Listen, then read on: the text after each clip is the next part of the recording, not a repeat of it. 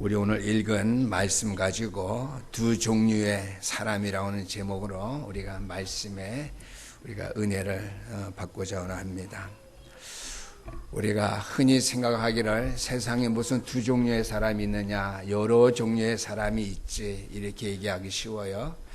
간편하게 여러분들이 이해를 돕는다면요, 육신에 속해서 살아가는 사람이 있고 또 이제 영적인 삶을 살아가는 사람이 있다라고 하는 것이죠.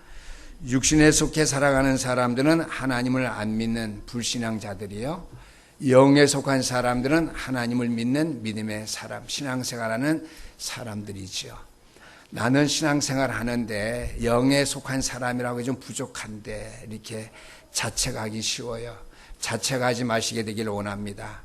여러분들은 하나님의 손에 붙잡힘 받아서 성령의 인도하심 받는 성령의 사람들이기 때문에 영에 속한 사람들입니다. 이 시간에 마음속으로 나는 하나님의 자녀가 맞기 때문에, 나는 구원받은 백성이 맞기 때문에 영에 속한 사람이다, 영적인 사람이다 하는 사실을 믿음으로 다시 한번 고백하며 마음속에 외치게 되기를 부탁드립니다. 이스라엘 민족이 이제 애굽 땅 종살이된 삶을 벗어나서 이제 가나안 땅을 향해서 나가게 됩니다. 물론 애굽 땅을 나올 때도 그랬지만은 홍해 바다를 건널 때에도 그 사람들 가운데에서는 여러 가지 분쟁과 여러 가지 불상의 사건들이 벌어졌음을 알 수 있습니다. 여기서 보니까 두 종류의 사람이 구체적으로 나타나는데요, 우리가 성경에 볼 때에는 홍해 바다를 앞에 두고 뒤에 애굽 군대들이 닥쳐오니까 불신앙했나 보다 이렇게 생각하기 쉬워요. 물론 맞습니다. 그러나 그들은 애굽에서 나올 때부터 불신하는 사람들이 있었어요. 오늘 보니까 우리가 너에게 뭐라고 말했느냐, 모세에게 하는 말입니다. 우리는 그냥 애굽 사람을 섬기면서 이 땅에서 살다가 죽는 것이 낫겠다고 하지 않았느냐. 자꾸만 믿음을 강조하니까 이스라엘의 하나님, 나의 하나님, 아브라함의 하나님, 나의 하나님, 믿음을 믿고 이렇게 나왔는데 지금 홍해바다를 앞에 놓고 뒤에 애굽 군대가 오니까 우리의 삶이 뭐냐, 죽은 삶이다, 파리와 같은 목숨이다 하면서 불신앙하면서 원망한 사실을 우리가 보게 됩니다. 우리가 여기서 중요하게 생각할 것은요, 두 종류의 사람 가운데 불신하는 사람들은 대부분 어떠한 사람들이냐, 영적인 것을 보지 못하고 자꾸만 육신적인 것을 보는 사람이 있죠. 애굽 땅에서 먹고 살다가 그냥 죽을 것인데 뭐 고생스럽게 나와서 이 험난한 길을 걷게 하면서 구태여 여기 와서 죽을 필요가 뭐 있느냐, 죽는 것은 똑같은데. 제가 좀 가혹하게 말했나요? 믿음의 사람들한테요. 우리의 믿음의 생활은 그게 아니지요.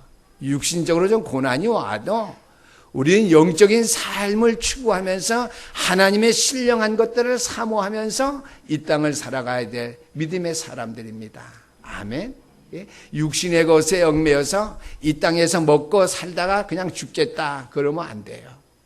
하나님의 나라를 위해서, 하나님의 영광을 위해서 내가 믿음의 수고를 끝까지 잘 하다가 내가 하나님 앞에 가겠다 라고 하는 결단이 서야 될 줄 믿습니다.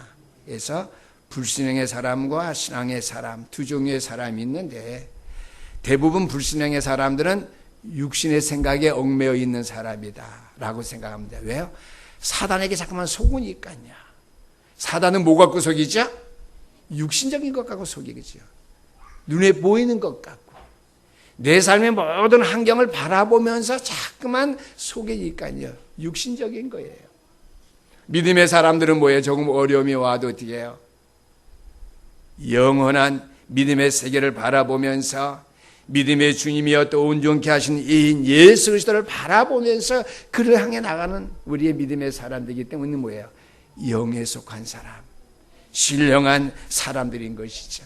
여러분들은 자긍심을 가져야 돼요. 나는 영에 속한 사람일 뿐만 아니라 나는 신령한 하나님의 은혜를 늘 사모하면서 내가 살아가는 사람이다. 부족함이 맞는데요, 상관없어요.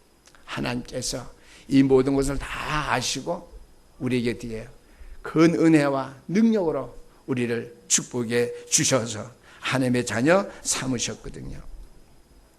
우리가 신앙생활 하면서도 우리에게는 어려움이 때로는 올 수가 있어요. 위기를 만날 수가 있다라고 하는 말씀이죠. 그때는 우리가 해야 될 일이 무엇입니까? 하나님을 신뢰하고 우리가 하나님을 믿어야 되겠죠. 어떤 분들은요, 내가 하나님을 믿을 수 있는 믿음 주시면 내가 하나님을 믿겠다, 즉 하나님을 신뢰하겠다라고 하는 생각들을 해요. 이것은 여러분들 알아야 돼요. 사단이 주는 생각입니다. 나는 하나님을 신뢰하기 때문에, 하나님을 믿기 때문에 나는 믿음의 생활을 하는 거예요. 내가 믿음의 생활이 되어지만 하나님을 믿겠다고 하는 것.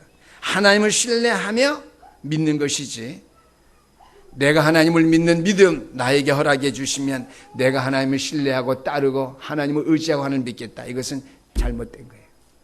우리의 믿음의 근본은요, 나는 하나님을 신뢰하고 하나님을 믿고 하나님을 의지하기 때문에 내가 하나님을 믿고 따른다라고 하는 그런 믿음이 우리에게 확신되어져 될 줄 믿습니다.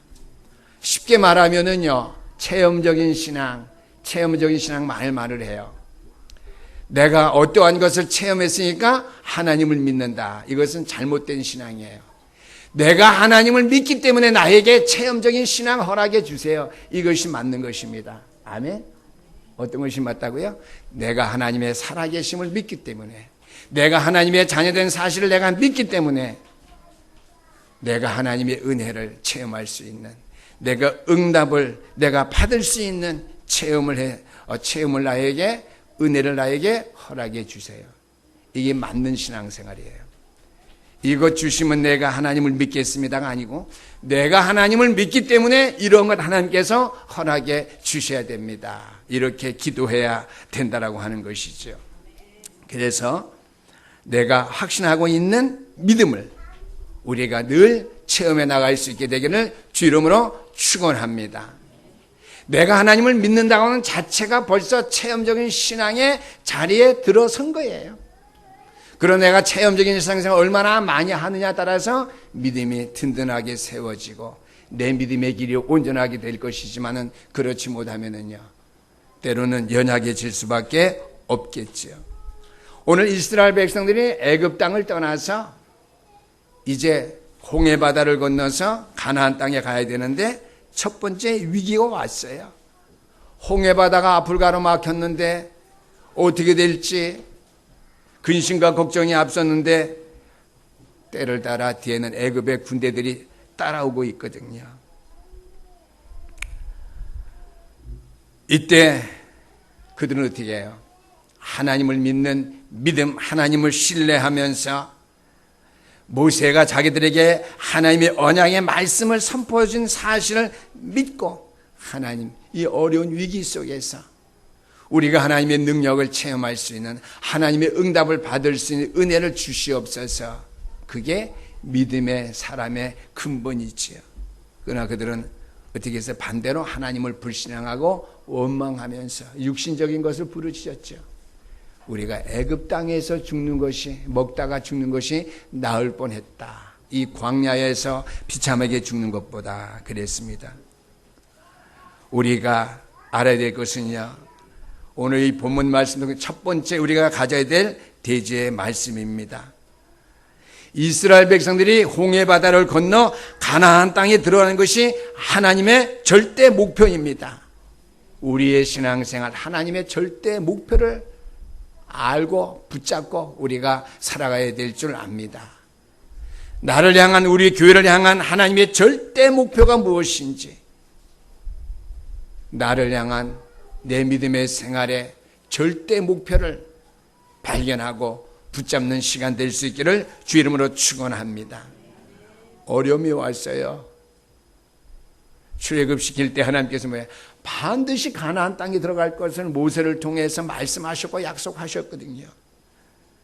그런 위기 속에 하나님의 절대 목표는 가나안 땅에 들어가는 것이다. 그렇다면 그 믿음이 있다면은요, 체험하게 되겠죠. 어떤 체험이요? 홍해 바다도 문제가 안 되는, 우리가 알고 있듯이 홍해 바다를 육지와 같이 건널 수 있는 체험, 하나님의 은혜를 받게 될 것인데요. 그들은 위기 속에서 불신앙을 택했고 육신적인 생각을 하게 되어서 원망한 것이죠. 중요한 것은 위기 시에 우리가 붙잡아야 될 것은 하나님의 절대 목표입니다. 하나님이 나를 부르신 부르심의 이유, 나를 통해서 하나님께서 하시고자 하는 하나님의 절대 목표, 하나님의 뜻과 계획이 무엇인지 안다면은 하나님의 절대 목표 붙잡은 저와 여러분들이 흔들릴 필요가 없죠. 불신앙할 필요가 없죠. 위기 속에서 원망 시비할 필요가 없었겠죠. 그래서 무조건 믿는 것이 아니에요. 하나님의 절대 목표, 나를 향한 하나님의 절대 계획과 뜻, 이것을 우리가 믿는 것입니다. 출애굽기 14장 4절 말씀해 보니까 이미 하나님께서 말씀하셨어요. 14장 4절 말씀 보니까 내가 바로의 마음을 완악하게 한즉 바로가 그들의 뒤를 따르리니 내가 그와 그의 온 군대로 말미암아 영광을 얻어 애굽 사람들이 나를 여호와인 줄 알게 하리라 하시매 무리가 그대로 행하니라 그랬습니다. 처음에 출발할 때는 하나님의 절대 목표, 하나님의 자신들을 민족을 향한 개인을 향한 계획을 믿었어요. 그 믿음이 언제 흔들렸느냐? 위기를 당했을 때.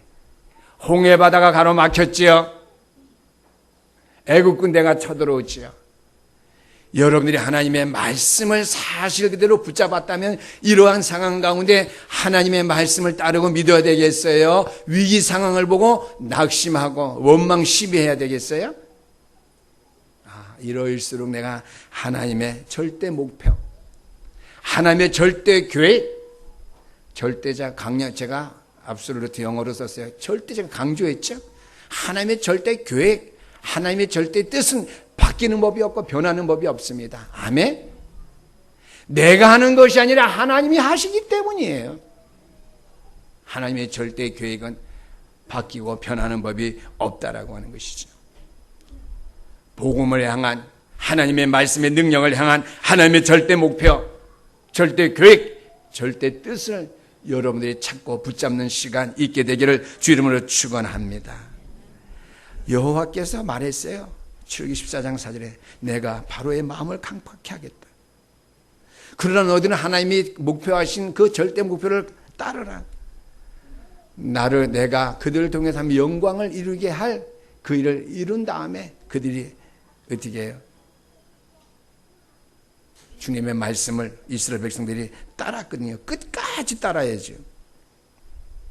우리가 평상시에 어려움 없을 때에는요, 잘 믿어요.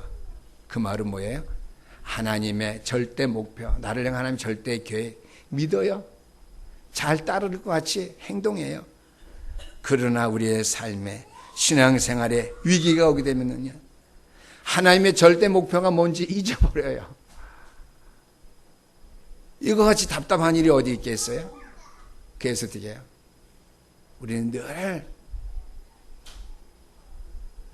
하나님의 말씀에 잘 길들여질 수 있도록 오늘 장로님이 기도하신 대로 하나님의 말씀이 내 안에 흥황해서 역사가 나타나고 세력을 얻고 힘이 되고 능력이 될 수 있도록 말씀 붙잡고 말씀 묵상하고 그 말씀은 뭐예요? 하나님의 음성이니까 그 말씀은요 나를 향한 하나님의 절대 계획 목표니까요. 그렇게 해야 될 줄 믿습니다. 출애굽기 14장 7절 말씀 보니까 애굽의 병고 탄 기병대 600 기병대가 이제 동원됐습니다. 하나님의 절대 목표는 뭐예요? 나를 여호와인 줄 알게 하리라고 그랬습니다. 누구에게? 애굽 사람에게. 너희들을 추격에 따라오는 애굽 사람들에게, 너희를 430년 동안 종살이 시키던 애굽 사람들에게 이 과정을 통해서 하나님의 절대 목표, 하나님의 절대 뜻을 따라서 내가 여호와인 줄 알게 하리라. 그 말은 뭐예요? 내가 살아계신 하나님인 것을 알게 하리라. 믿는 자의 하나님인 것을 알게 하리라. 이스라엘의 하나님은 뭐예요? 믿는 자의 하나님이에요. 지금 저 유대인들의 하나님이란 말이 아니에요. 이스라엘의 하나님이라는 것은 믿는 자들의 하나님인 것을 내가 그들로 하여금 알게 하리라. 이스라엘 백성들에게 믿고 출애굽했잖아요. 출애굽기 3장 18절 말씀과 6월절 어린 양의 피를 통해서 예수가 그리스도 되심의 희생의 제사 제물을 통해서 그들이 출애굽에 된 사실. 그래서 너희들이 믿는 여호와 하나님인 줄을 애굽 사람들에게 내가 알게 하리라 했었죠. 하나님이 허락하신 계획과 뜻은요, 위기 속에서도 반드시 이루어질 수밖에 없다라고 하는 거죠. 왜죠? 왜 그렇죠? 저와 여러분들이 위기 만날 때마다 여호와 하나님의 능력을 체험하고 찾아낼 수 있는 믿음의 길을 우리가 어떻게 체험하게 하기 위해서 이러한 사실이 있죠. 그래서 하나님의 백성은 하나님의 능력을 체험하는 것이, 그래서 우리의 믿음이 더욱 든든하게 세워지는 것이 하나님의 중요한 뜻이라고 하는 사실입니다. 두 번째로, 위기 만났을 때에 우리는 어떻게 해야 되느냐. 쉽게 말해 영에 속한 사람이 되어야 돼요. 육신에 속한 사람이 되지 말고요. 불신앙의 사람이 되지 말고 신앙의 사람이 되어야 된다라고 하는 것이죠. 위기 만났을 때는 하나님의 절대 목표를 찾을 뿐만 아니라 어떻게 해요? 하나님의 절대 사명을 붙잡아야 됩니다. 우리가 위기 환경 보면서 주여하지 말고요. 위기와 어려운 환경이 우리 앞에 있을 때 어떻게 해요? 하나님을 바라보면서 주여해야 됩니다. 같은 말 같지만 틀려요. 위기와 어려운 상황 왔을 때 그걸 바라보면서 주여하지 말고요. 위기와 어려운 문제가 왔을 때 그건 제껴놓고 어떻게 해요? 믿음의 주님 또한 온전케 하신 예수 그리스도, 내 안에 성령으로 생명으로 와 계신 그 주님을 바라보면서 주여할 수 있게 되기를 주 이름으로 축원합니다. 뭘 보고 주여하라고요? 내 안에 계신 주님 바라보고. 오늘 장로님이 기도 잘하세요. 주님이 내 안에, 내가 주님 안에. 성가대 찬양도 그랬죠? 그거 갖다 뭐라요? 완전한 성령의 인도라 그래요. 장로님이 기도도 그렇게 하셨고 성가대 찬양도 그랬고 오늘 제 설교도 거기에 맞춰 나갑니다. 위기 시에 환경 바라보면서 주여하면은요, 이건 믿음이 아니에요. 그래서 그래도 기도하는 기도의 사람이라는 사실만큼은 중요해요. 그러나 힘을 얻지 못해요. 하나님의 능력을 체험할 수 없어요. 하나님의 은혜를 받을 수 없다고 말이죠. 그러나 하나님께서 우리를 망하게는 안 하십니다. 중요한 것은요, 위기와 어려운 환경 당했을 때 그걸 보지 말고요, 그 예수 그리스도를 바라보면서 주여하시게 되기를 주의 이름으로 축원합니다. 그 말은요, 위기와 모든 문제를 해결하실 그 주님을 내가 바라보니까 문제가 해결될 줄 믿습니다. 그 뜻이겠죠. 오늘 보니까 여호수아서 14장 11절에서 12절 말씀 보니까 원망한 사람이 많이 나왔는데요, 그때 모세가 말합니다. 여호수아 아니죠, 오늘 출애굽기 14장 13절 14절 말씀 보니까 두려워하지 말고 여호와의 구원하심을 보라. 여호와께서 오늘 너희를 위해서 싸우신다고 그랬습니다. 하나님의 절대 목표, 하나님의 절대 사명을 우리가 찾고 그 은혜와 믿음을 체험하기를 원한다면요, 하나님이 우리를 구원해 주실 뿐만 아니라 우리를 향한 구원의 사역을 완전히 이루기 위해서 우리를 위해서 싸우신다고 하는 것이죠. 그래서 되게 홍해바다는 갈라졌죠. 증거가 왔습니다. 홍해바다를 하나님께서 가르셨고요, 이스라엘 민족은 그 홍해바다를 육지와 같이 건넜다고 그랬습니다. 하나님의 능력 속에서 이스라엘 백성들이 어떻게 해요? 위기와 문제를 무난히 벗어나게 된 것이죠. 왜요? 세계를 살려야 될 언약의 백성이기 때문에. 이것을 잃어버리고 놓치면 또 어려움과 무능력 속에 살아갈 수밖에 없겠죠. 가장 중요한 것은요, 하나님께서 두려워하지 아니하고 영적인 사실 앞에 우리가 섰을 때에 우리 향한 구원의 역사를 끝까지 이루시는 하나님, 우리 위해서 일하신다고 하는 것, 우리를 위해서 싸우신다고 하는 사실이죠.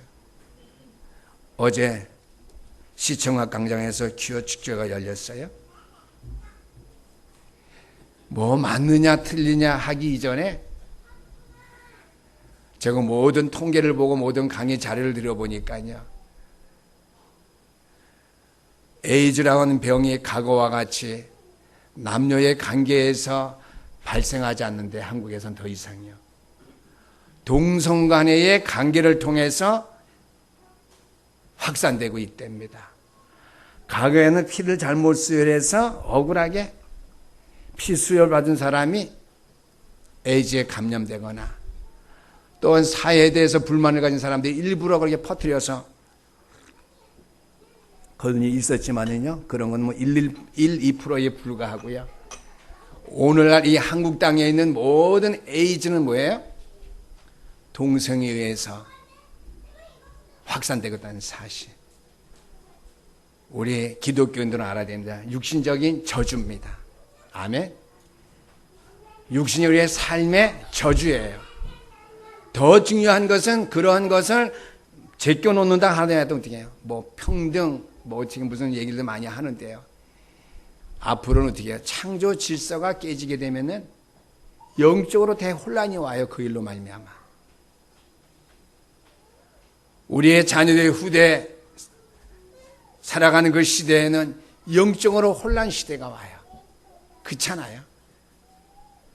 우리가 살던 기존 시대보다 오늘 젊은이들의 가치관이 많이 바뀌었기 때문에 혼란스러울 때 왔었어요. 중요한 것은요, 사단이 어떻게 해요? 육신적인 것을 앞세워가지고 영적인 비밀을 모르게 한다고 하는 거예요. 영적인 문제가 발생해서 어떻게 해요? 그러한 삶을 사랑하는 동성주의자들은 다 영적인 문제에 시달린 사람들이에요. 정신병자들이 많고 우울증 환자가 많는데요, 그보다 더 심각한 영적인 문제에 빠져있는 사람들이 동성애주의자라는 사실.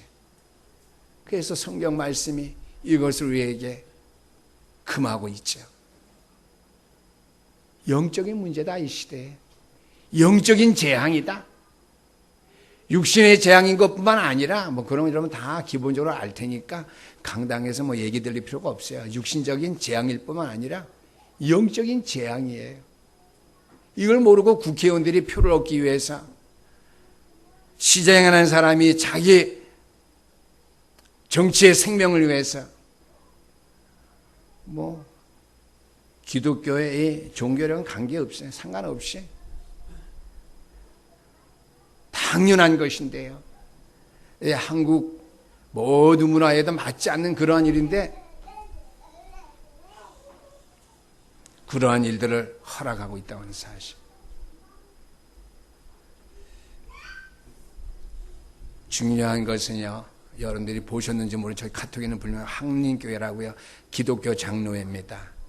그 교단은 다 그렇지만 그 교단 가운데 그 교회는 완전히 자유주의 교회인데, 그 교회 목회자는 아니지만 아마 청년들인 것 같아요. 제가 카톡에 그림 보니까 성찬예식 뭐 하는 그런 건 뭐 대강 꾸며놨어요. 여기다 십자가 이렇게 놓고 뭐 거기다가 뭐 보라색 그 순환절이죠. 고난주간 전에 순환절이죠. 그 보라색 이렇게 후드를 이렇게 얹혀놓고 뭐라고 얘기했느냐? 무지개 예수님 뭐 이런 거 막 하냈어요.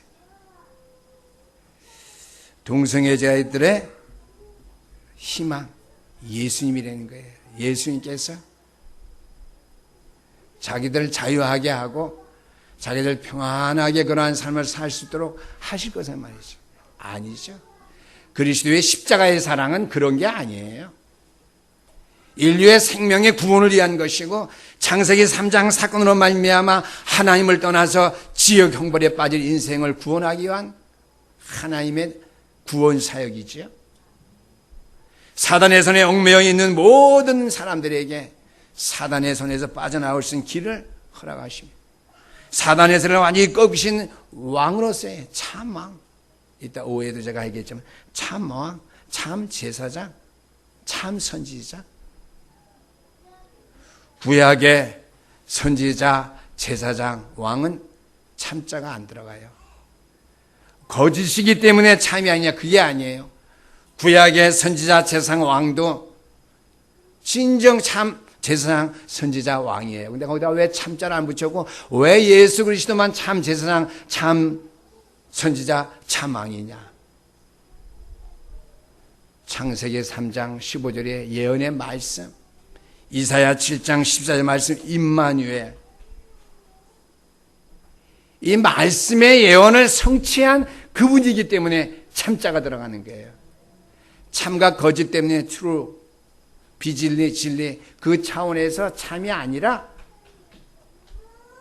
언약적으로, 성서학적으로, 성경학적으로 제가 설명합니다. 그림자이신 예수 그리스도가 아니라 인류의 군을 십자가에 친히 죽으시고 부활하신 그 주님이시기 때문에 예언을 성취한 그리스도이기 때문에 인간의 모든 문제를 해결하신 구세주가 메시아가 되시기 때문에 참 선지자, 참 제사장, 참 왕이라는 사실이죠. 이 참자를 그냥 진리다 진리 아니다 그거하고 분간 못하는 그런 사역자가 있어요? 우리 안에도요. 그러면 안 되죠. 참자가 왜 들어갔는지 잘 아셔야 됩니다. 그래서 우리는 어떻게 해요?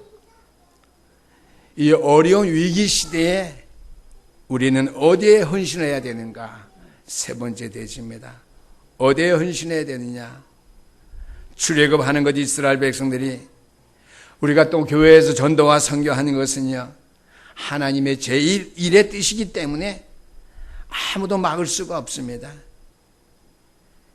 애굽뿐만 아니라 전 열방 나라에 소문난 사실, 하나님의 능력과 하나님의 이스라엘 백성을 통해서 행하신 그 축복을 전 세계에 하나님께서 전달하는 그 일에 헌신되어지기를 원하시는데 이스라엘 백성들은 그렇지 못했다라고 하는 것이죠.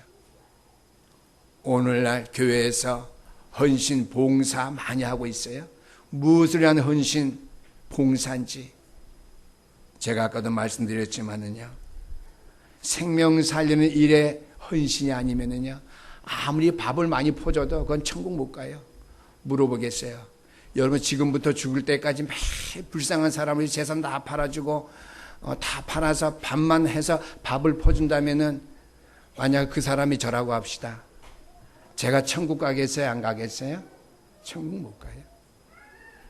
제가 목사 신분인데 밥을 많이 퍼줬어요.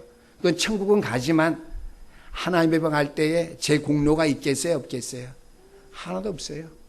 수천 명, 수만 명, 수십만 명에게 밥을 퍼줬지만은요, 한 사람도 못 살렸거든요.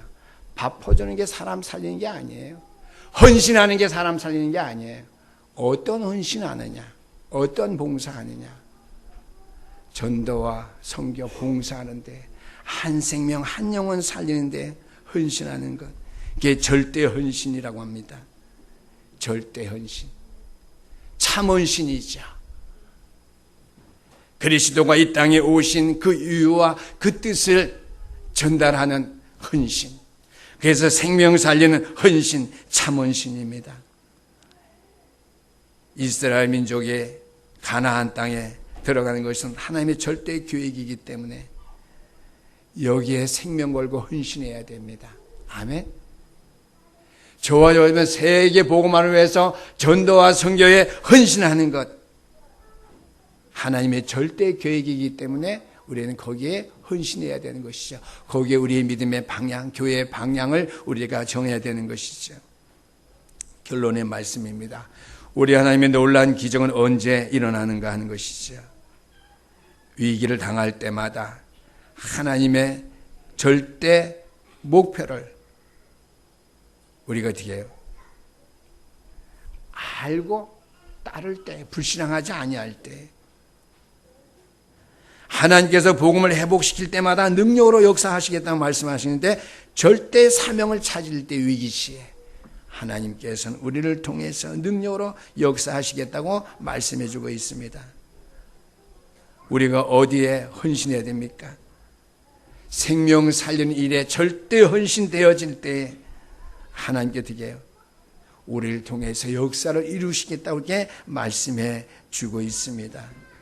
우리 오늘 주신 말씀을 다시 한번 상고해 보면서 홍해가 갈라지기 전에 모세가 이미 말했습니다. 너를 위하여 여호와께서 싸우시라. 오늘 하나님 너희를 향해서 하시는 구원의 역사를 보라고 그랬습니다. 절대 목표, 절대 사명, 절대 헌신이 우리에게 되어진다면은요, 하나님께 오늘 통해서 우리를 통해서 구원의 역사를 완벽하게 이루실 뿐만 아니라 어떻게 해요? 우리를 위해서 하나님께서 역사를 이루시는 싸움을 시작하신다고 하는 말씀이 되겠습니다. 왜 그렇습니까? 그것이 하나님의 뜻이기 때문입니다. 우리가 복음만을 전하는 것이 하나님의 계획이요 뜻이요, 세상의 어떤 행사나 축제를 하는 것이 하나님의 뜻과 계획이 아니라고 하는 것이죠. 하나님 앞에서의 최고의 축제는 어떻게 해요? 세상적인 축제가 아니라 생명 살리는 거예요. 그래서 뭐 교회마다 전도 축제하죠. 그렇죠? 그 일을 하나님께서 가장 원하신다고 하는 말씀이 되겠습니다. 우리는 하나님의 계획과 언약을 붙잡고 나가면서 성령께서 역사하실 그 일에 우리의 모든 절대 헌신이 드려지면서 이 일에 하나님의 응답받을 수 있는 참 믿음의 성도님들 다 될 수 있는 영에 속한 사람들, 또한 믿음에 속한 주의 백성들 될 수 있기를 주의 이름으로 부탁드립니다. 기도하겠습니다. 우리 하나님 감사합니다. 세상 살아갈 때 하나님의 말씀의 음성을 늘 듣고 말씀의 증거됨 우리가 늘 따르기를 원하지만은 위기와 문제가 닥쳐올 때에 우리는 하나님의 절대 아버지의 목표와 사명과 그 일을 향한 헌신보다는 내 육신의 것에 얽매여서 영적인 사실들을 보지 못할 때가 너무나 많이 있습니다. 우리는 정말 집중해서 말씀에 잘 길들여지고 훈련되어진 믿음의 사람들이 되어서 나를 통해서 말씀이 흥황하여